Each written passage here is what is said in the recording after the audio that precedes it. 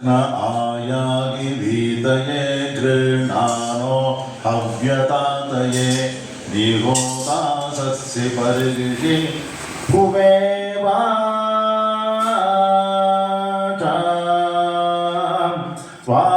वा संभुवे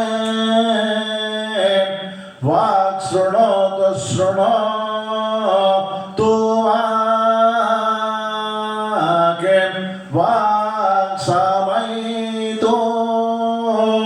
तु वाक्यं वाक् रमतां रमतां रमातु वा औहो वा इहा इहा इहा उवाचा वाक् संभुवाय वाक् शृणोतु